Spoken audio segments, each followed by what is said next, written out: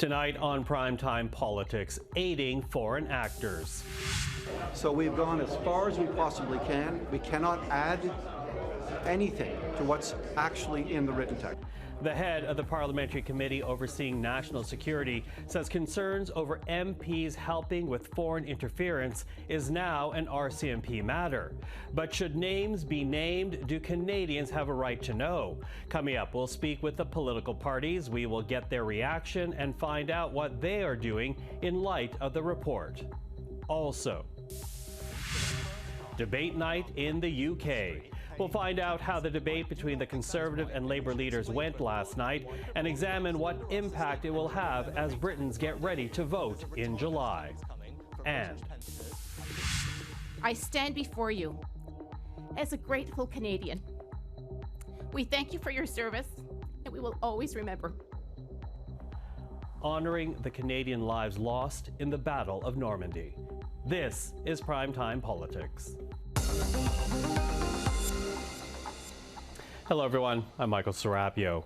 Will the Trudeau government name names? That was the question posed today during question period by Conservatives as they keep up the pressure after an explosive report from the National Security and Intelligence Committee of Parliamentarians. 2 days ago, INSICOP called the Trudeau government's handling of foreign interference a failure and added some MPs wittingly helped foreign actors. Take a listen to what we heard in the House today. Mr. Speaker, the report reveals that parliamentarians, including members of this House, knowingly and wittingly assisted a hostile foreign state in Parliament and in our elections to the detriment of the people of Canada. This is shocking. And Mr. Speaker, I can't believe the following needs to be said. Parliamentarians' duty is not to a foreign state, but to the people of Canada. Simple question. Will the Prime Minister release the names of these parliamentarians? Well, you saw Conservative MP Michael Chong in that exchange. He joins us right now, along with him Ryan Turnbull, the Parliamentary Secretary to the Deputy Prime Minister, and NDP House Leader Peter Julian. Hello to the three of you. Hi. Hi. Ryan, Mr. Turnbull, I'm going to start with you here. You know, Mr. Chong asked a question in the House. I'm going to jump off of it. Why isn't your government naming names if MPs have helped out foreign entities?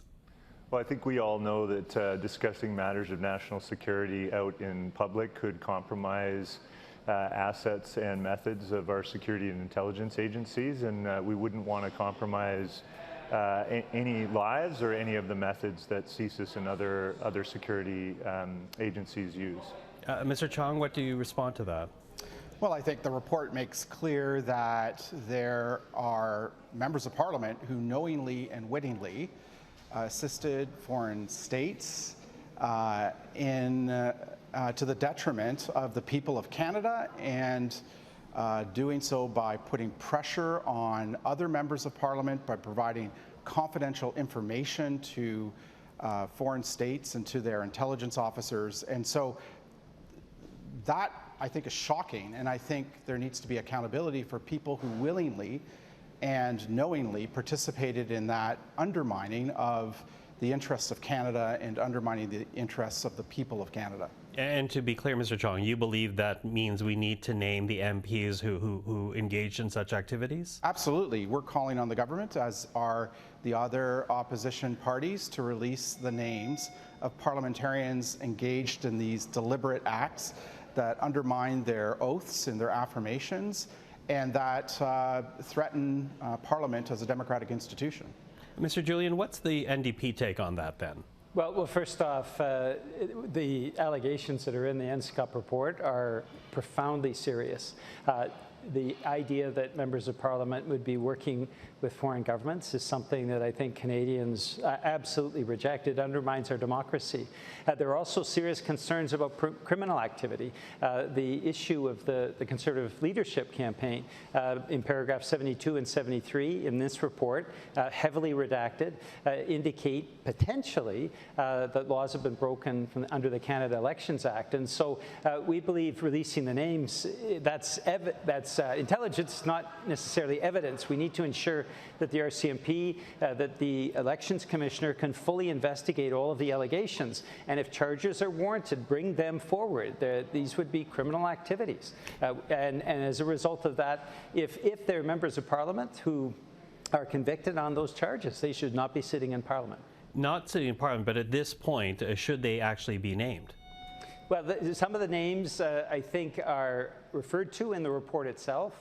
We think that what is most important here is ensuring that the investigatory agencies like the RCMP and the Canada Elections Commissioner have the resources they need to fully investigate. And yes, we also believe that the names being released is a first step. But again, intelligence is not evidence, and we need to ensure that there is due process and that the agencies do the appropriate investigations to determine whether or not there is guilt in all of these allegations. Mm-hmm. Mr. Turnbull, I'll come back to you then. Do Canadians have the right to know which MPs engaged in this activities? Do you not accept that they have the right to know? Well, I think what Canadians need to be assured of is that our security and intelligence agencies are doing the work that they need to do and have the tools to do that. We've put forward Bill C-70, which moves forward with a number of amendments to the CSIS Act, as well as a number of other acts, as well as a foreign influence transparency registry. And these are good developments. We've said from day one that we take this matter seriously, and we know that the foreign influence and foreign interference threats and the threat environment are evolving quite quickly, and that we take that seriously. That's why we've moved forward with so many different measures to address that evolving threat environment. And C-70 is another example of how we've done that. You know, we've done the Site Task Force, the Critical Election Incident Public Protocol, the Canadian Cybersecurity Centre, and quite a number of other, the Rapid Response Mechanism.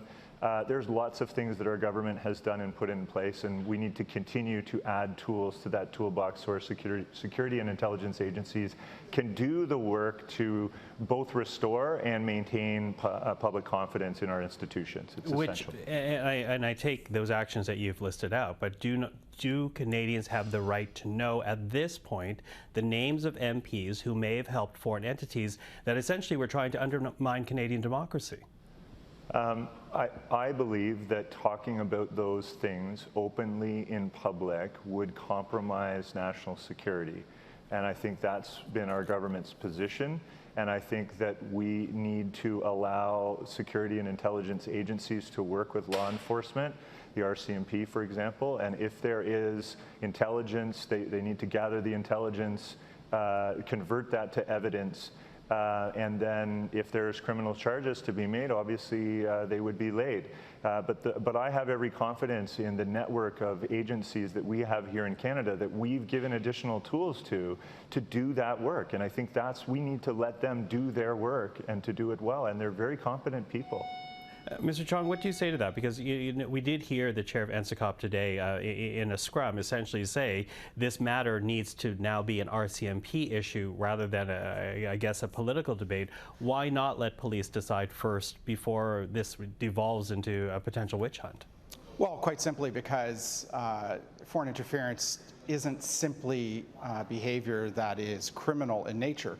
It's also behavior that is coercive, clandestine, and corrupting in a way that needs to be countered through other tools in the toolbox. One of those tools is sunlight and transparency. And so, you know, the report highlighted that that the People's Republic of China interfered in the 2020 and 2022 Conservative leadership races.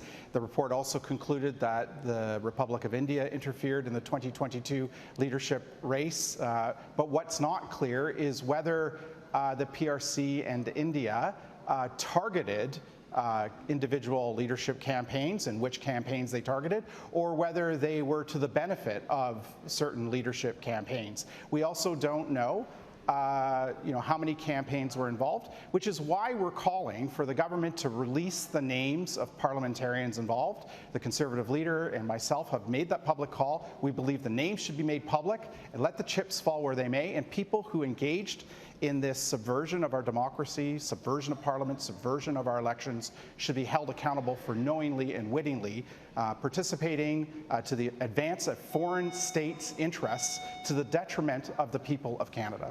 Okay, listen, quickly losing time, but I do want to get a quick answer from each of you on this, because a number of recommendations were also attached to the NSICOP report, one of which has to do with leadership conventions as well as party nominations. Should those, as the NSICOP says, should be examined, should those actually fall under the Canada Elections Act, do you think? Mr. Julian, I'll begin with you. Well, first off, we believe that Elections Canada needs to have the resources to fully investigate the allegations around the Conservative Leadership Convention. As Dean Del Mastro found out, violations of the Elections Act are serious criminal offences and undermines our election integrity. We're not convinced that Elections Canada has the resources in place now, so we want to make sure that they're concentrating on the investigations that need to happen. Now, the NDP, as you know, is different from other parties. We have a very, very structured leadership nomination process and ridings, which make it impossible to have that kind of foreign interference that we've certainly seen detailed in the report. So what we want to see focus on for the moment is to ensure that Elections Canada can do their job of fully investigating any potential violations of electoral law, and that the RCMP as well have the resources necessary to do their inquiries and their investigations. Okay, Mr. Chong, do you think it would be helpful for the Elections Canada Act to actually govern things like party nominations and leadership races? Well, the Canada Elections Act was recently strengthened by amendments to the Act in the last several years. I think what's clear in the report is that the Prime Minister knew about the national security threats to Parliament as far back as 2018. He was also advised, as the report makes clear, that measures that were then in place and that are currently in place are not sufficient to protect Parliament and our elections from these threats. And third, he was advised by the senior civil service to take further action. 3 times, the report outlines, he was approached by senior civil servants and asked for his approval for action to protect Parliament and our elections. He was asked in December 2019, he was asked in December 2020, and he was asked in February 2022. In all 3 occasions, he withheld his approval. And what we need to understand why the Prime Minister is refusing to take action to protect our democracy from these foreign interference threats. Okay, Mr. Turnbull, last word to you.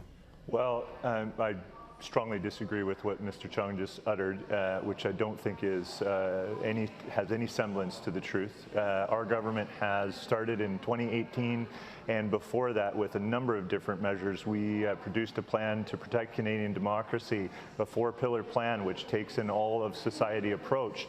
We've moved forward by setting up the Canada Election Incident Public Protocol and Panel, which is a key panel of senior bureaucrats that work to oversee elections. We put in place the site task force. We put in place the rapid response mechanism. We made multiple rounds of changes to different acts to give Parliament and security agencies more tools. We also are the ones that stood up NSICOP. So I think we're doing a lot. We're doing more with C70, and I think we just need to maintain the momentum and keep up with the threat environment as it continues to evolve. Okay, well, that's the time we have for this evening. Ryan Turnbull, Michael Chong, Peter Julian, thank you for the insight and the time tonight. Thank you. Thank you. To the United Kingdom now, where the 2 main political leaders took part in a debate last night. The first between Rishi Sunak and Keir Starmer since the writ was dropped. The debate proved to be a very heated affair, as the Conservative leader tries to make up a 20-point deficit in the polls, and as the Labour leader tries to maintain a lead that, if the numbers hold true, will give Labour a landslide victory, delivering even more MPs than Tony Blair did when he was swept into power back in the late 90s. Here's just a taste of what happened last night. He said it's their policy to get rid of inheritance tax. That's £10 billion. He says he's going to get rid of tax on pensioners. You're just talking nonsense. But just answer the specific question. We have committed. I can tell you. Thank you, not over each other. Thank you, not over each other. No, but this is. We've committed to the Triple Lock Plus. Under us, the state pension will never pay tax. Under you, there's a retirement tax coming. Well, to talk about last night's debate and the British campaign, we're now joined by veteran journalist Anne MacMillan, former London bureau chief for both CTV and CBC News. Anne, always good to see you. Thank you for joining us. You're welcome, Michael. Listen, I want to begin here with Keir Starmer. You know, the Labour leader does enjoy a healthy lead in the polls, double digit. But when I was reading the news reports today, I saw a couple describing him as looking nervous last night. What does it say about the concerns he may have about the July 4th vote and the campaign still to be fought? I was watching the debate, obviously, and I wouldn't say nervous so much as cautious. As you said, the Labour Party is way ahead in the polls, 42% compared to 22% for the Conservatives. If Labour, continues on this upward movement, they will have the biggest majority in their history, and the Tories, if they do as badly as expected, will do worse than they've ever done in over 100 years. So he has everything to play for, Michael, and he is just taking it very, very safe. Okay, very safe. As for the Conservative leader, he seemed very much focused on issues like the economy, migrant security. What does that say about the path the Conservative leader, Rishi Sunak, sees as possibly returning him back to 10 Downing Street? Yes, he's behind the polls, but he seemed to have a very clear narrative last night. Yeah, he really came out punching, which is sort of not like him. He's usually rather mild and polite, but he was quite aggressive last night. And he is... One of his big things last night was warning that if Labour gets in, people's taxes are going to go up. He kept mentioning a figure, £2,000 for every household. There's been a lot of debate about that today because nobody can quite figure out where that £2,000 came from. And the fact is that Labour has said that they will not raise taxes if they're elected. And it was interesting that Starmer didn't really start complaining about that £2,000 until Sunak had mentioned it about 4 times. And that's been very widely remarked on in the papers today. Mm-hmm. So something to perhaps evolve in the days to come ahead of July the 4th. But, can we focus a little bit? I should mention, yes, Michael, I should mention also, he really pushed security last night. He said the world's in a terrible state. All sorts of terrible things happening in Ukraine and Gaza and elsewhere. And he said, the Tories do have a very good record on security. Labour's been a bit all over the place on security over the years. And Sunak reminded voters that Conservatives have promised to increase spending on defence. Okay, so security, another big issue. And one that I wanted to focus on a little bit, if you don't mind, is about the migrant issue, because I wonder how much of a controversy or a wedge issue that is right now in the UK, because it was raised last night by Rishi Sunak. Is this something to consolidate the Conservative base and perhaps sway swing voters? I don't think so, because both parties, Labour and the Conservatives, are saying we have got to stop out of control migration. Last year alone, about, I think something close to 700,000 immigrants came to this country. Now, that may not seem like a huge number for Canadians, but Britain has traditionally been a country that people left and went to other countries like Canada, like Australia. So having all these people coming in has really unsettled this country. The other thing that people are terribly worried about are these people who are coming over on boats from France. Very dangerous. They're coming in these little tiny rubber dinghies. There have been many deaths. They're overcrowded. They're paying smugglers huge amounts of money. And 10,000 people have come by boat alone so far this year. But both parties are saying we've got to do something about this. And the Tories have been in power for 14 years and haven't done a lot about it. So I think that the voters will see it as a huge issue, but I think it's not. Neither party is going to swing them on their promise. Okay. Listen, the debate was very heated last night. The two leaders trying to scream above each other from time to time, trying to attract attention, distract the audience from the other. Did that sway Britons at all? Do you think there was a clear winner last night when you watched that debate? Yeah, I think that the general feeling was that Sunak performed better than Starmer. But it's interesting, when a poll was done right after the broadcast by the company ITV, which is like the CTV of Britain, and it polled about, I think, 1,657 people, and Sunak was considered the better performer by 51%, so only 2% more than Starmer. But it was interesting because Starmer had some quite interesting positives. He was seen to be more likable. He was seen to be more in touch with the ordinary person and he was seen to be more trustworthy than Sunak. So that is, I think, very interesting. Let me just quickly tell you what the newspapers have said today, because there's a lot of conservative newspapers here, and they all thought that Sunak won. The Daily Mail said, fiery Rishi comes out swinging and lands big blow. The Daily Express says, kapow on the headline. Feisty Rishi floors Starmer over £2,000 tax rise. The Times is a bit more subdued. It says, Labour accused of tax as Sunak comes out fighting. Only The Guardian, which is a more left-leaning newspaper, said, leaders clash on migration, tax, and the National Health Service in an ill-tempered debate. My favorite comment in the papers today was by a former MP, Matthew Paris, in today's Times newspaper. He summed it up by saying, they are divided by little, united by not really knowing what to do next. Isn't that an interesting analysis? Listen, Anne, before you're done here, last night was a leaders' debate, but I want to talk about something that's happening later this week, because there is going to be another debate, a 7-party debate, I think organized by the BBC. Only 90 minutes set aside for the event, which, the former producer in me says that doesn't seem like enough time. But, I don't ever recall any major debate like this ever happening in Canada. What will you be watching out for? Again, 7 parties all at once. That's right. I mean, I can list them for you if you want. It's the Conservatives, the Labour, the Liberal Democrats, the Greens, Scottish Nationalists, Welsh Nationalists, and with the most interesting, from a sort of television viewer's point of view, is Reform, with a man called Nigel Farage. He is the most outspoken, sort of actually annoying, if you want, to most Britons, but very popular with some. His party is saying they want zero immigration. They want to lower taxes. They want zero waiting lists in hospitals. There are currently something like 7.5 million people waiting for procedures in hospitals in this country. And it's just, I mean, they are a very, very right-wing party. They used to be the Brexit party. Anyway, so he is bound to be quite a force to be reckoned with amongst the other 6 people. And you're right, 90 minutes. Last night felt very short at 60 minutes, and both leaders were asked to keep their comments to 45 seconds. So really, it was almost like listening to sound bites rather than proper debate. So what will happen at the BBC on Friday, I have no idea, but it will be interesting and entertaining. Well, British politics never disappoints. And thank you for this, nor do you. Thank you for the analysis, as always. And MacMillan in London.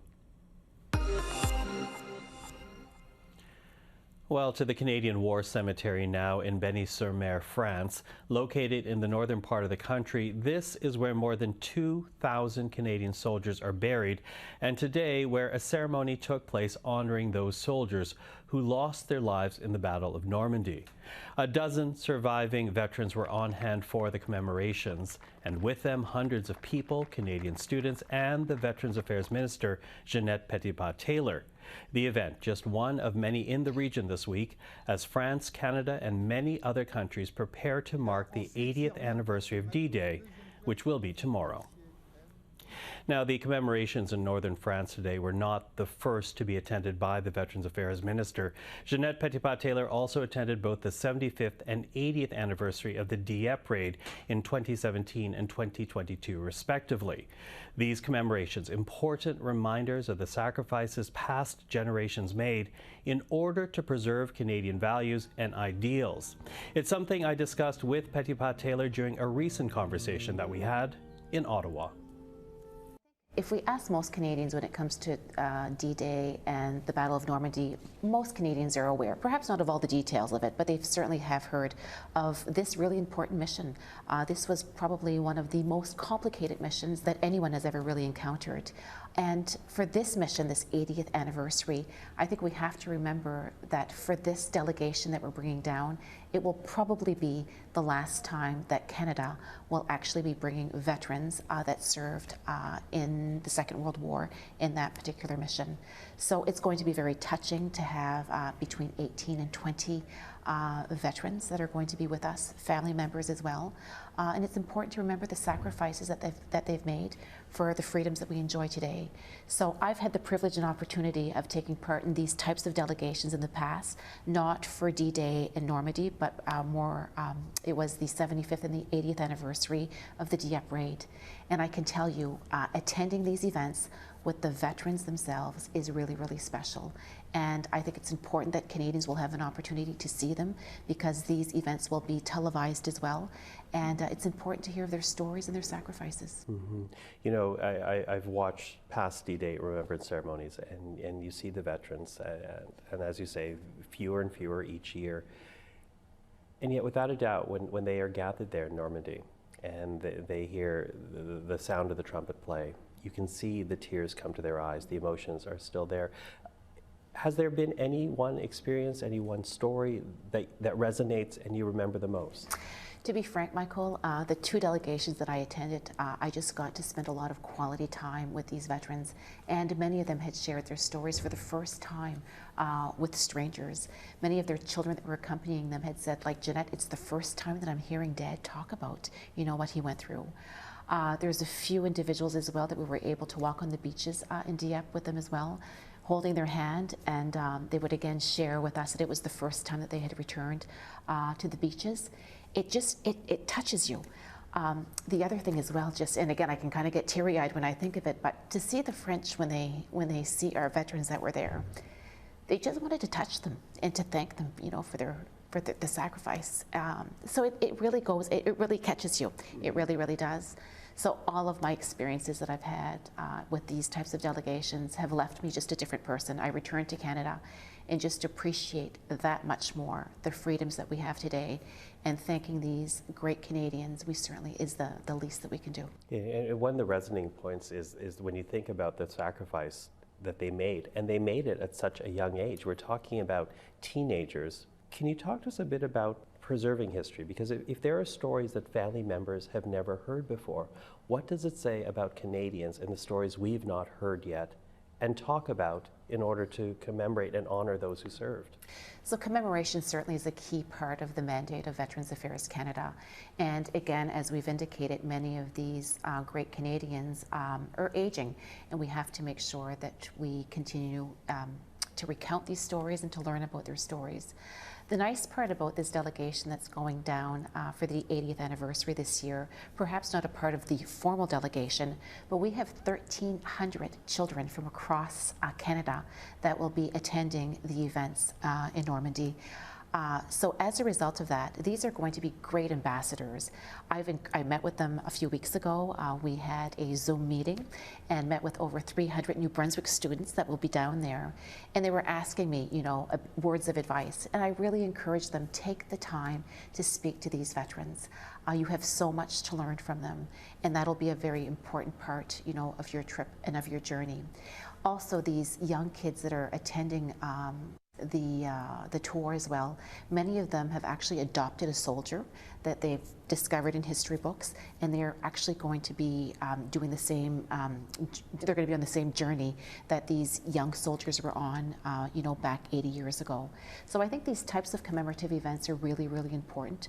And again, they'll be able to come back and to share their stories that they've learned from, you know, these Canadians as well. Veterans Affairs Canada knows that commemoration needs to continue. We need to continue to commemorate our First World War, our Second World War, our Korean War, but also our modern day soldiers as well. I think we do a decent job at the First and Second World War, but I think that there's more work that needs to be done with respect to commemorating our modern day veterans as well. And Afghanistan was an example of that this year, with it being the 10th year that Canada withdrew its troops from Afghanistan. We wanted to make sure that we commemorated that, because again, it's a part of our history that we can't forget. You can watch my full interview with the Veterans Affairs Minister on our website, cpac.ca, or on our YouTube channel. And a reminder, tomorrow is the 80th anniversary of D-Day. We will have continuing coverage right here on CPAC. And that is our program for this Wednesday. For everyone here, thank you for watching. I'm Michael Serapio. Primetime Politics is back tomorrow evening. Until then, take care.